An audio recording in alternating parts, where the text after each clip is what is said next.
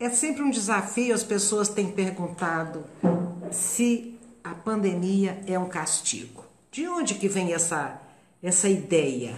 Então a gente busca lá nas narrativas bíblicas e a gente percebe que em vários versículos, em Levítico 26, em Deuteronômio 32, em Samuel 2, capítulo 24, em todos esses a gente vê ali que a doença é enviada como castigo. Está lá o Senhor dizendo: então enviarei a peste entre vós e sereis entregues às mãos do inimigo. Em outro está escrito: consumidos serão pela fome, pela febre ardente e pela peste amarga. E o outro está claramente dizendo: então enviou o Senhor a peste a Israel. Morreram 70.000 homens do povo. Então essa mentalidade de um Deus que castiga, que ameaça, que vinga, que pune a mim ou aos meus inimigos, ainda é muito forte no psiquismo humano. Então, ainda que Jesus tenha vindo há 2000 anos e nos apresentado um Deus como nosso Pai de infinito amor, de infinita sabedoria e bondade, essa mentalidade do Deus que castiga está muito forte e ainda persiste. Então, nas Sagradas Escrituras, nós vamos encontrar lá no belíssimo livro de Jó, que é um momento ideal para que a gente se debruce sobre aqueles questionamentos de Jó ao Senhor e como que ele se rende depois e tudo que ele ganha, né? A gente observa o crescimento de Jó, né? Chegando quando ele compreende por que sofre. Então a gente sugere lá a leitura do livro de Jó, quando ele diz: Senhor, conheço todas as alegrias da opulência e me reduziste à miséria mais profunda. Obrigado, meu Deus, por querer experimentar vosso servo. Olha que coisa extraordinária que Jó coloca. Ele entendia que todas as vicissitudes que aconteciam com ele eram uma experimentação, era um teste. E é assim mesmo. Experimentar é testar, é aplicar provas para avaliar cada um de nós alunos nessa bendita escola que é a Terra, para nos avaliar o que nós já sabemos, o que a gente já possui de coragem moral. E o coronavírus chega exatamente nesse viés. São provas que a humanidade tem que passar para ir compreendendo e crescendo e aprendendo. Mas, de um modo geral, a humanidade ainda não entendeu de onde que vem a doença, as deficiências físicas, de onde vem a morte, por que a morte, de onde que está vindo o Covid-19. E os males ficam sendo considerados como castigo, ou então como vontade de Deus para... E isso, se eu pensar que esses problemas todos são castigo ou é a vontade de Deus, isso tira um pouco a minha responsabilidade sobre a situação, leva a isenção da minha responsabilidade e com a infantilidade espiritual que nos caracteriza a todos que estudamos pouco a doutrina espírita, as leis de Deus, as sagradas escrituras, nós vamos dizer infantilmente: eu não tenho nada a ver com esse câncer devastador, foi Deus que mandou. Diante de uma enchente onde as pessoas perdem tudo que têm, foi Deus quem quis.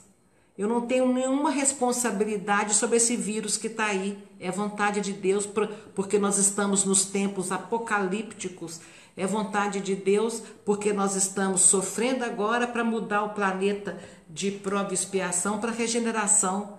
Então não há nada a ser feito. Eu só preciso de rezar e pronto. Mais nada, nenhuma atitude. Assim pensam aquelas pessoas que acham que todos os males da terra é vontade de Deus.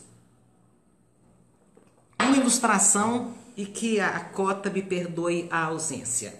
Ainda bem que ela não tem internet. Quando eu fui, ela tem, mas ela não usa. Quando eu fui reduzir a vinda dessa minha ajudante do lar para apenas um dia na semana, e explicando a ela que mesmo assim a gente evitaria o transporte público, né? Buscava e levava, ela falou assim: minha filha, não precisa de nada disso, é só rezar que Deus protege, afinal eu estou indo trabalhar.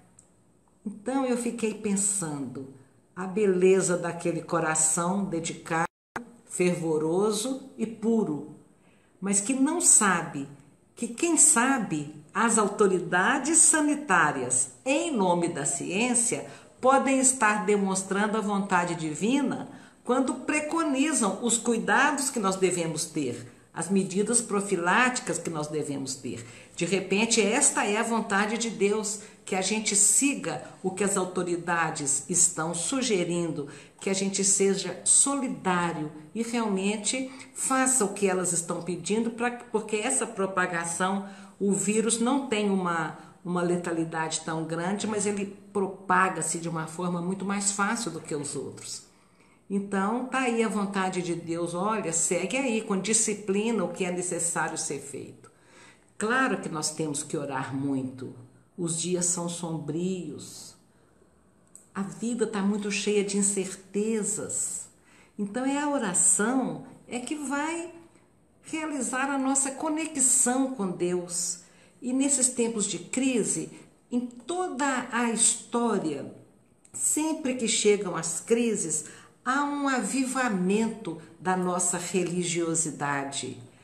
Mas todos começam a orar, mas não para que Deus aplaque a sua ira, como está na Bíblia judaica. Não para que Deus faça ficar tudo cor-de-rosa na nossa vida, como num passe de mágica. Não, não é assim. Então eu recorro a Emmanuel para nos ensinar qual é a melhor atitude. E Emmanuel tem uma frase com aquele poder de síntese que a gente comentava até um dia desse. Ele dizia que a gente deve orar como se tudo dependesse de Deus e lutar como se tudo dependesse de nós.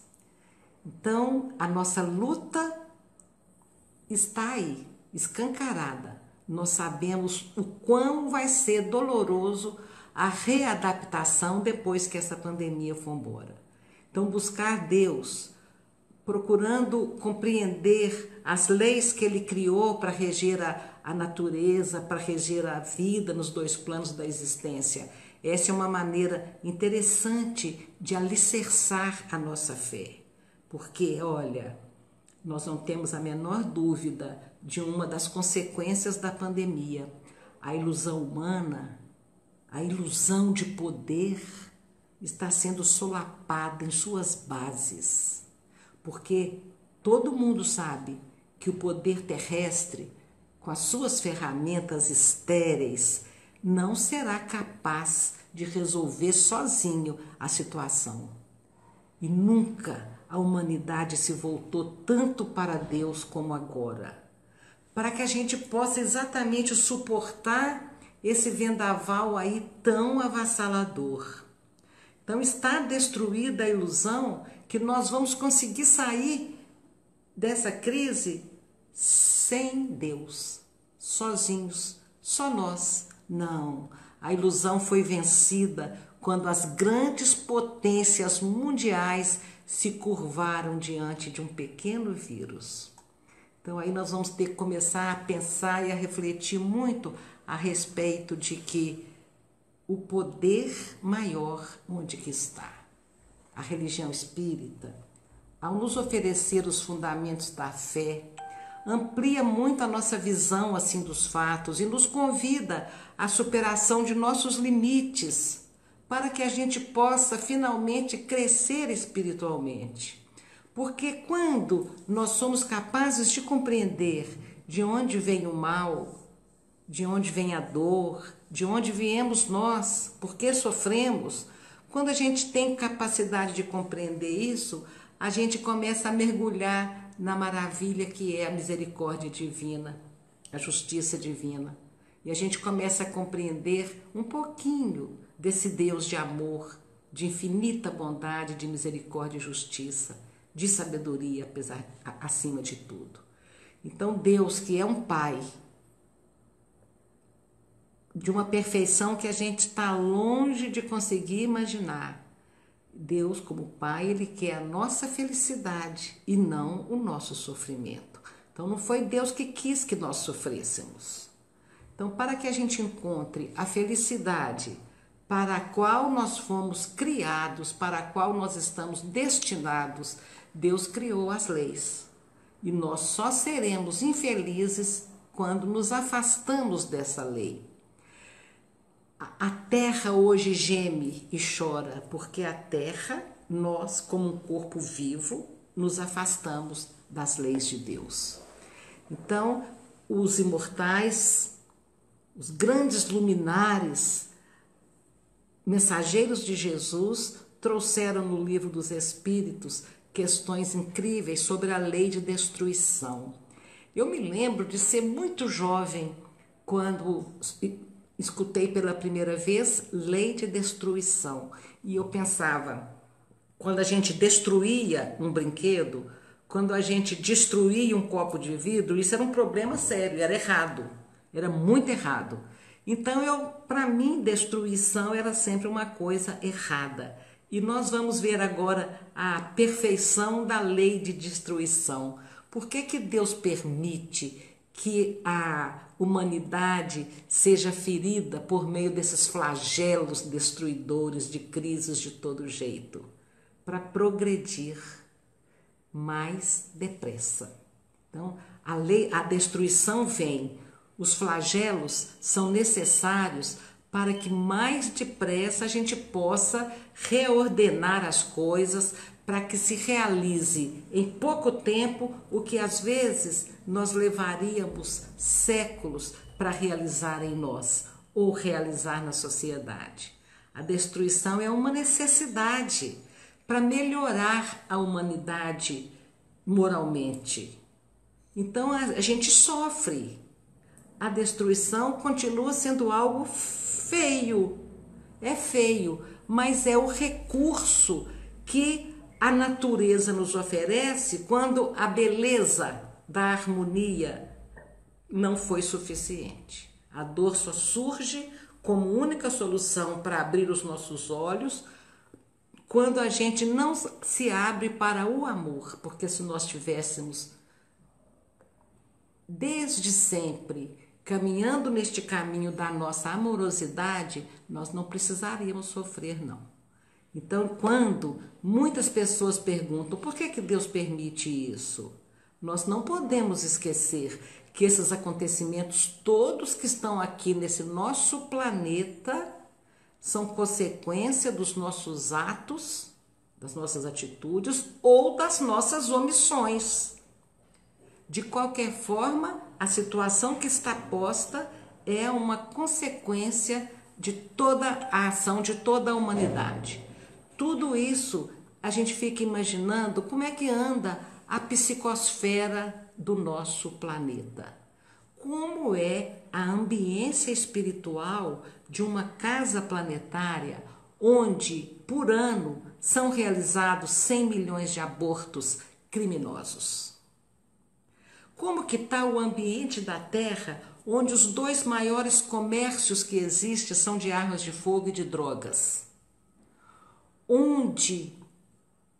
Como está um planeta onde as guerras vão dizimando milhares e milhares de vidas, onde a ganância destrói os recursos naturais não renováveis, mesmo que a natureza estrebuche, a ganância humana vai continuar desmatando, destruindo. E é essa mesma ganância que nos deixa estarrecidos quando presenciamos nesses dias de hoje o dinheiro do aparelho, do respirador para salvar vidas foi desviado, houve corrupção ali na base das verbas da saúde, da verba da merenda escolar e outras coisas mais. Então, como é que fica o ambiente do planeta quando alguém descobre que todo mundo vai usar máscara e vai lá e aumenta o preço do elástico? ao mesmo tempo que a gente viu milhares de empresários tomando atitude de forma diferente, sem ser oportunista. Ontem eu levava alguém para fazer um teste de corona e do vírus, e eles pediram R$ 290 e não atende nenhum convênio. Aí eu pensei, mas não tem que ser pelo convênio? Não, nós não recebemos essa orientação. Agora, R$ 290 para um teste de Covid é aquela situação clássica, enquanto uns choram, outros vendem lenço. Então a Terra ainda vai precisar por muito tempo ainda de tragédias para que a gente possa finalmente compreender a real necessidade da empatia, né, de se colocar no lugar do outro. Mas de qualquer forma, com todos esses estragos de muitas atitudes indevidas, está havendo liberdade e progresso, já vai começando a despontar, porque é isso que as crises proporcionam, liberdade e progresso. Até a tragédia da ambição humana desmedida dará oportunamente os seus frutos. Então a gente olha o Brasil e percebe que, de fato, em toda crise, como diz o professor Leandro Carnal, em toda crise surge o herói ou o canalha. E a gente mesmo, a gente às vezes agimos como heróis e às vezes agimos como canalhas. Essa palavra é muito engraçada. Eu usei essa palavra aqui porque eu me lembrei de Chico Xavier comentando sobre um coelho. Coelho é um bichinho dócil e esse coelho em questão, ele avançou e deu uma arranhada muito profunda na mão de alguém. Aí o Chico disse, ele não era assim, ele está acanalhado pela falta de liberdade. Eu achei assim, muito interessante ele ter usado essa palavra. Então, em toda crise, realmente surge o herói ou o canalha. E eu até estou me referindo, são os que se acanalham pelo desânimo, pelo pessimismo, pela falta de vontade, de força, de lutar, de se reinventar. O mal existe, mas Deus não necessita do mal para nos impulsionar ao progresso. Não foi Deus que quis esse mal aqui. Nós é que, no mau uso do nosso livre-arbítrio, a gente cria o mal. E quando a gente cria o mal, surge a dor para que se realize em nós, refletindo em toda a sociedade, que vai se realizando dentro de cada um de nós e refletindo em toda a sociedade o crescimento moral. Então, para vencer os acontecimentos funestos, a tendência é avançar. Então, assim também eu achei muito interessante quando eu analisava essa questão 737 de O Livro dos Espíritos, eu encontro uma fala, eu vejo um vídeo do professor Leandro Carnal assim se expressando. Desde quando não pode o homem evitar as catástrofes naturais, evitar as epidemias, elas são transformadas em instrumentos de liberdade e progresso. Porque a lei nos fala muito claramente que nada se perde, ele não falou nada se cria, ele disse nada se perde, tudo se transforma no melhor. Ele coloca aí o princípio de Lavoisier, nada se perde, nada se cria, tudo se transforma para o melhor. Se a gente analisar essa resposta do professor Leandro Carnal, que no alto da sua sabedoria nem precisava de estudar o que eu preciso estudar, mas ele está falando aqui a mesma coisa que os espíritos disseram na questão 737. Será que ele andou lendo o Livro dos Espíritos, bebendo nessa fonte também? Me pareceu, porque o dizer dele está muito igual o nosso. No ano de 590 depois de Cristo, a gente começa a analisar aí que se tem notícia das grandes crises de febres, de doenças, de pestes que atingiram a humanidade. Então, olha que coisa interessante, a história, os séculos passam e as pessoas continuam tão parecidas. Em 590 d.C., Roma é assolada por uma peste terrível, vinda do Egito. Milhares de pessoas morriam por dia. E eles ficavam ali pensando que a culpa era do Egito. Em 1347, no século XIV, a peste negra, numa leitura mística, né, da peste negra, ela era um castigo. E chamava negra porque a pele toda se abria em vesículas, em feridas, e ficava toda escurecida. Então era uma peste negra que as pessoas pensavam, davam duas origens para a peste negra. Ou era maquinação dos judeus que envenenavam os poços de água, ou era castigo divino. Olha como é que os séculos passam e a gente continua igualzinho. Se a gente colocar aqui o que é que nós estamos pensando. Então, ou era castigo ou era maquinação dos judeus. Sabe o que aconteceu? Isso causou uma onda de massacre nos judeus na primeira cruzada. Os chineses que fiquem bem atentos, porque senão, se a moda pega... Então essa peste negra causou uma mortandade como nunca se viu. Agora olha como é que era a situação. Os mortos não tinham enterro, as pessoas ficavam apavoradas, era terror por todo lado, os doentes eram abandonados e isso durou 2 anos. O povo daquela época não sabia nada de micro-organismo, nada dos vetores dos animais que são os hospedeiros dos vírus, né? Dos ratos, da pulga e etc. Eles não sabiam de nada disso. Então, eles pensavam que era castigo. E se era castigo, eles precisavam de sofrer muito para se libertar daquele castigo. Aí surgia aquela onda de autoflagelação que as pessoas iam se espancando, né? E fizeram uma procissão para orar o Papa Clemente VI, que coordenava essa procissão. E durante a procissão, 80 pessoas morreram durante a procissão. Aí eles começaram a se flagelar e tal, e o Papa cortou esse tipo de sacrifício, de automutilação, porque eles viram que aquilo era uma atitude inútil para deter a pandemia.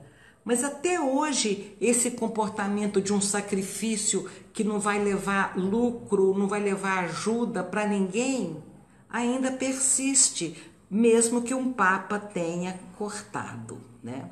Esse autoflagelar-se, né, de 1000 maneiras, isso não era suficiente para deter a pandemia.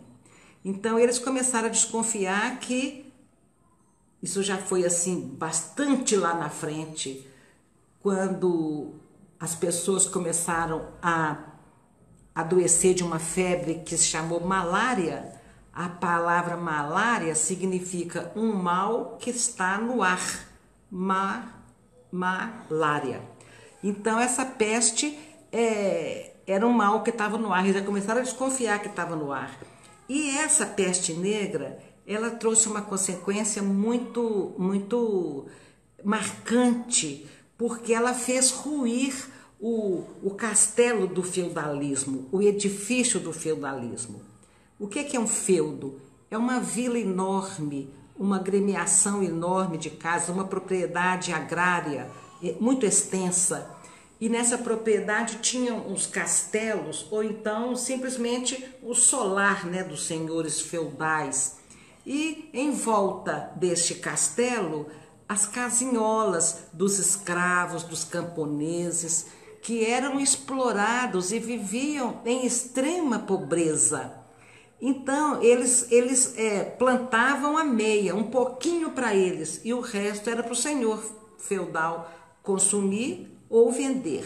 O que aconteceu? A peste negra matou muita gente mesmo. Matou os escravos demais da conta. Então, se morreram muitos escravos, muitos escravos, os que sobraram ficaram valorizados. A demanda estava a favor deles. Então, eles começaram a conquistar alguns direitos trabalhistas, porque eles fizeram revoluções, né? Isso na Europa foi bem forte, na França, na Inglaterra, quando eles estavam, então, se recusando a trabalhar praticamente de graça para um senhor feudal e os seus familiares. Então, lá no final do século XVII, por volta de 1665, 1666, em Londres, houve também uma peste chamada bubônica. Hoje a gente sabe, transmitida pelo rato, ok, mas naquela época ninguém nem sonhava que o rato poderia transmitir essa febre, e era um horror, né? Então as casas, como é que era a situação? Adoecia alguém numa casa, aquela casa recebia uma marca, uma cruz na porta. Ninguém podia sair daquela casa, ninguém podia visitar aquelas pessoas. Eles não podiam sair para trabalhar, para plantar, para nada. Eles ficavam lá dentro e o Estado levava comida para eles, pouca, ruim, e pregavam na porta dessa casa uma oração, pedindo a Deus que apiedasse das almas deles. Quer dizer, estava entregue ali, o corpo já não tinha mais jeito. E eles eram policiados para não saírem de casa. Gente, isso durante 2 anos. Eles nesse sofrimento e o rato solto e livre por todas as ruas de Paris, de Londres, de todas as belíssimas capitais europeias. Então, a gente vai vendo que essas gripes foram chegando, e eu ainda não falei da consequência dessa destruição, porque isso é lei de destruição. Ainda não disse isso. A gripe espanhola é recente, de 1918 a 1920, né? Ela também durou uns 2 anos, e os historiadores eles estão divididos, se morreu 50 milhões de pessoas ou se morreu 100 milhões de pessoas. Imagine que tem pessoas na televisão dizendo, essa é a maior pandemia que a história já viu. Não, longe de ser a maior, longe de ser a maior. Primeiro que ela está com... Será que ela vai ser a maior? Se ela vai durar 2 anos? Ninguém sabe as incertezas, mas com certeza o pico do vírus já está entrando em curva descendente em vários lugares já. Então, morreram muitas pessoas, né? Teve essa gripe espanhola. Eurípides Bassanufo era o grande espírita, ele morreu nessa gripe espanhola. E isso alavancou um progresso grandioso, a gripe espanhola. O mesmo acontece com as guerras, nos grandes conflitos, que tanto sofrimento traz, tanta dor suscita, sempre há um progresso. E a gente vai falar disso. Os progressos, os flagelos, né, causados por nossos descuidos com o planeta, desarmonizando a cadeia alimentar, causando mudanças climáticas e outros estragos mais, suscita essas ocorrências desastrosas. Para quê? Para acordar as nossas consciências e ressignificar a maneira de como a gente lida com a natureza. Então, eu acho que até o progresso que veio por cada uma dessas pestes e crises que eu falei até agora, eu vou precisar de uma live à parte para dizer o que a gente pode esperar pós-pandemia. De qualquer forma, o Espiritismo, como um dos consoladores prometidos por Jesus, pode nos oferecer nesses tempos de sofrimento, de medo e de dor, o esclarecimento de por que essas coisas acontecem. Pode nos oferecer o consolo de que o acaso não existe. Pode nos oferecer a iluminação interior, fortalecendo nossa fé, na certeza de que nós estamos sob os cuidados da divina providência que tudo prevê e tudo provê. Então nós recebemos das mãos do Criador as sementes de todas as virtudes, e essas sementes estão latentes em nosso interior, em nosso íntimo, aguardando que a gente possa fazer melhores escolhas, caminhar de uma maneira mais correta, para desenvolver esse potencial divino que está dentro de nós.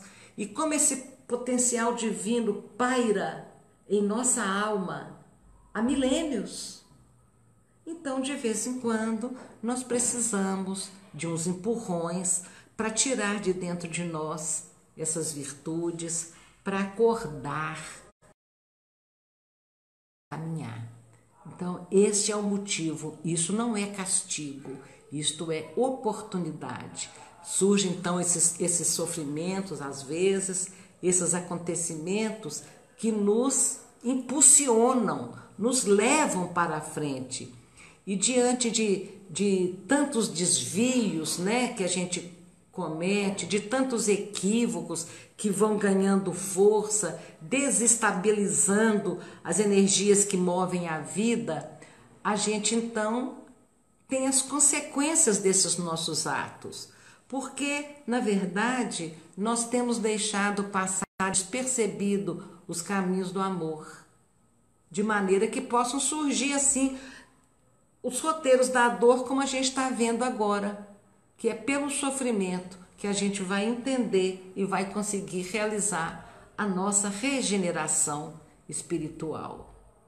Até quando a humanidade vai precisar dos flagelos destruidores, das crises, das guerras? Até quando? Das doenças, para impulsionar e acordar? Será que vai chegar um dia onde a gente não vai mais precisar da dor e vamos agir pelo amor? Será que vai chegar um dia onde a gente finalmente vai conseguir entender o que Jesus quis dizer quando asseverou que o amor cobre a multidão dos nossos pecados?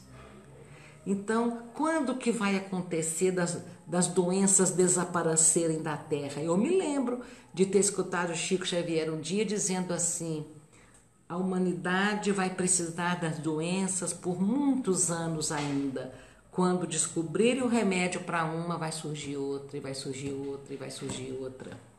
Então, até quando?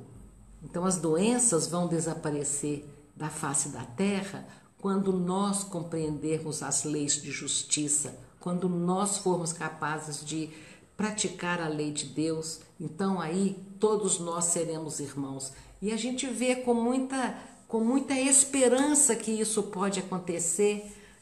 Imaginem, por exemplo, até hoje a gente sempre teve notícia das descobertas, como é que a pessoa corre para registrar o direito autoral ali, como é que chama? A patente das descobertas. A Adriana está aqui, ela que arma tudo e me dá as dicas.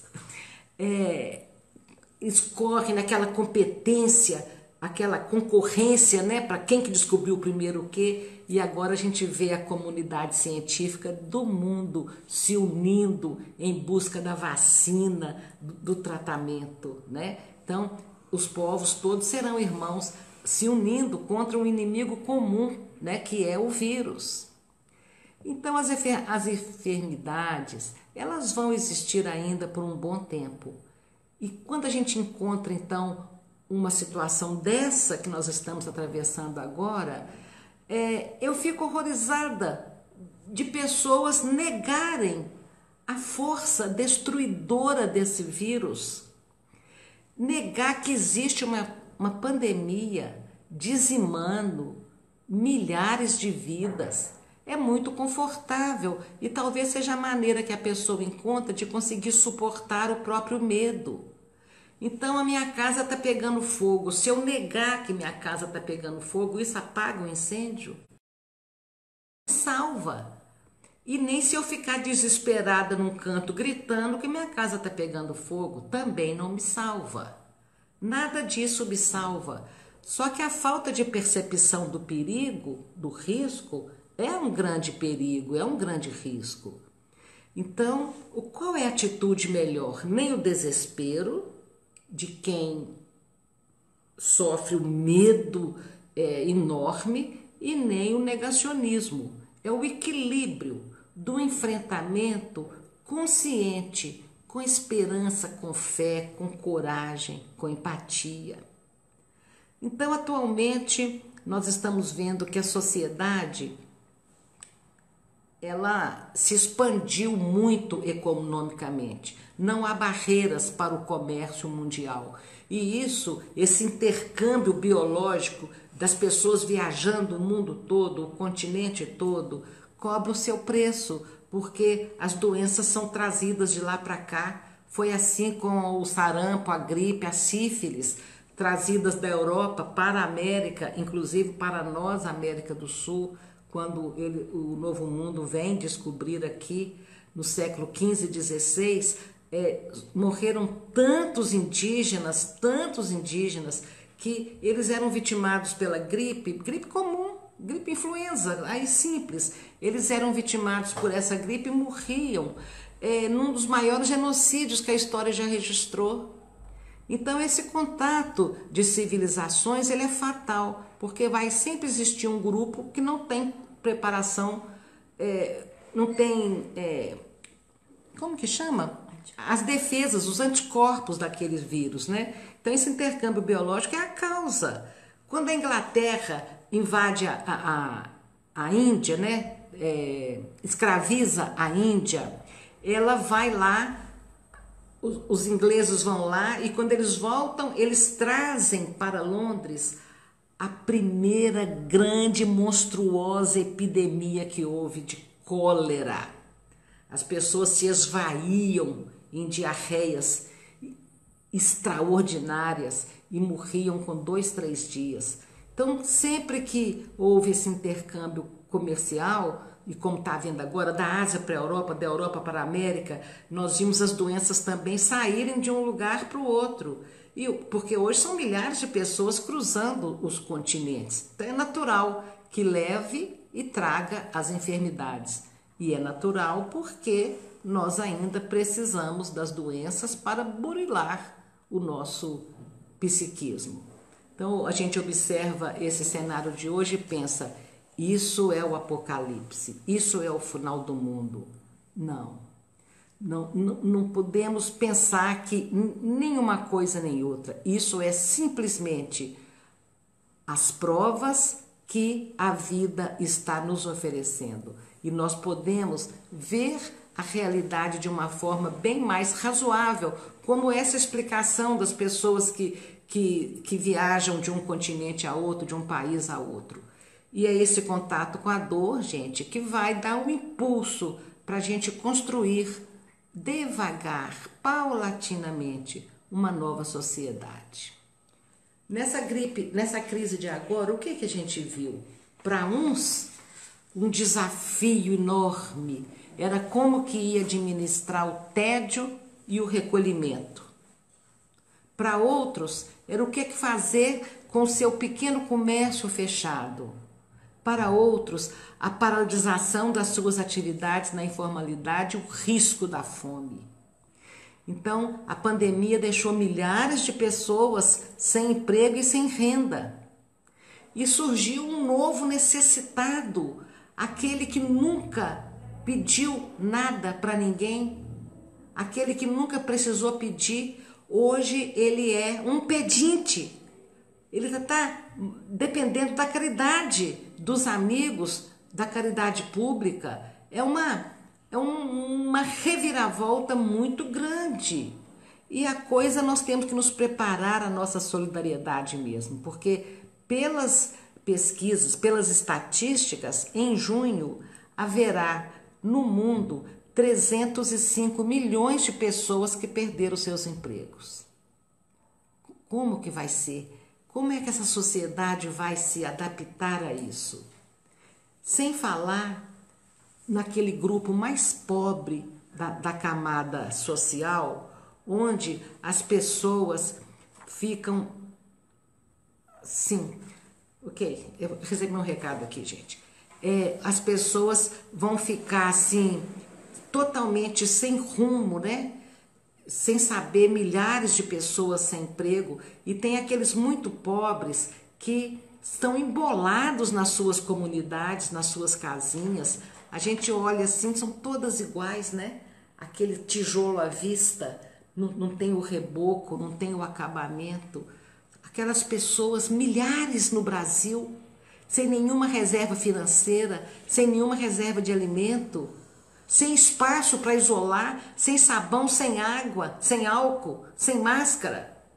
Então, as pessoas que estão entrando em parafuso dentro das suas belas casas, com sua comidinha lá, com tudo certinho, tá entrando em tédio, tá entrando nisso e naquilo, pensa nessas outras pessoas que estão numa situação complicada.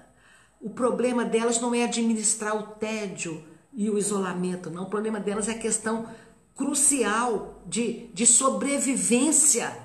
Então eu acordo a cada manhã dando graças a Deus por estar numa casa onde eu posso me isolar, porque o vírus, ele é democrático, ele pega todo mundo, mas o resultado disso numa sociedade profundamente desigual é desastroso. Então, o vírus, ele pega todo mundo, mas a prevenção é elitista. Então, quando nós que estamos conseguindo sobreviver, meu Deus, que bênção que é! Que bênção que é a gente conseguir sobreviver. A gente não está entre esses 305 milhões de pessoas que vão perder seus empregos. A crise pior que pode acontecer na vida de alguém é a crise de perspectiva. A pessoa não tem a menor luz no final do túmulo. E é isso que a gente vai ter que preparar para ver como que a gente pode ajudar aí. Então, nós não estamos no final do mundo. Nós não estamos sequer na maior pandemia da história. Ainda não é, essa pandemia ainda não é. Mas o sofrimento de milhares de famílias enlutadas. Quantas pessoas já morreram até hoje, Adriana? 358 mil pessoas. Cada uma dessas pessoas deixaram 6 pessoas, no mínimo, devastadas pelo luto. Milhares de doentes clamando por um leito, por um respirador. Esse sofrimento é atroz. Outro dia na televisão, um repórter perguntou por que essas ambulâncias, 4 ambulâncias, por que elas estão estacionadas aqui na porta do hospital? Está esperando vagar leito no CTI. Mas vagar como? Toda hora morre alguém. Então, olha que ponto de sofrimento e de dor as pessoas chegaram e estão passando. É aquelas pessoas que a gente vê que a economia do Brasil já estava em frangalhos quando isso começou, né? No mundo inteiro a economia estava em frangalho. E nós precisamos, o grande desafio que a gente tem agora é redobrar as nossas esperanças, as nossas orações. E uma coisa me consola sempre. Emmanuel disse que a vitória final será do Evangelho. Será do Evangelho. Então, a gente vai passar, isso vai passar, que a gente consiga, por meio da fé raciocinada, que explica as desigualdades sociais, mas não justificam, que nós possamos compreender uma vez mais a mensagem de iluminação e consolo que o Espiritismo nos traz. Essa certeza de que nós não estamos órfãos. Que possamos, no aprendizado da nossa capacidade de amar, diminuir a carga de negativismo que nasce entre as pessoas que não sabem conviver com a dor, que não sabem conviver com o que pensam diferente, que não sabem buscar a paz. Essa paz que nasce primeiro é dentro de nós. Pessoas que não conseguem amar a vida, não conseguem abençoar as oportunidades dessa grande prova de agora. As pessoas que não conseguem acreditar na força do amor divino, onde pulsa a nossa vida, onde nós vamos encontrar coragem para o enfrentamento, para encarar tudo que a gente não pode mudar, tudo que a gente não pode evitar. Então, que Deus abençoe os grandes humanistas, os filósofos, os antropólogos, os sociólogos, os pesquisadores. Que Deus abençoe os médicos, os enfermeiros, o pessoal do transporte de doenças, o pessoal da limpeza, os epidemiologistas. Esse pessoal que nos orienta a melhor maneira de agir, que explica como que essa doença vai se desenvolver. E a gente redobre sim as nossas orações por todos aqueles que hoje estão colocando as suas vidas em risco para salvar as nossas vidas. Que a gente redobre as nossas vibrações de gratidão em favor das pessoas de bom senso, aquelas pessoas que nos dão os conselhos mais apropriados nas horas mais difíceis, aquelas pessoas sem título acadêmico nenhum, mas que fazem chegar até nós as palavras de reconforto, os exemplos de resiliência. Então, que Deus abençoe os grandes heróis anônimos, filhos da crise, e que abençoe os grandes canalhas anônimos, filhos da crise também, para aqueles que cada um, a seu bel prazer, vai encontrando a maneira de melhor agir. Os sofredores de toda a ordem, aqueles que faltam o pão material, que falta o pão espiritual, que Deus abençoe a todos aqueles que têm feito algo que nos leve um pouquinho mais adiante, mais à frente, que nos fortaleça mais. Então, rogando ainda a Deus por todos nós vamos dizer que na luta e na tranquilidade, no sofrimento e na alegria, na tristeza ou na esperança, a gente deve seguir agindo e auxiliando. Trabalhar é produzir a transformação, a oportunidade e movimento. Servir e criar é criar simpatia, servir é criar fraternidade, servir é criar luz no nosso caminho e no caminho dos que nos rodeiam. Que Jesus nos abençoe hoje e sempre, que assim seja. Foi uma alegria estar refletindo com vocês.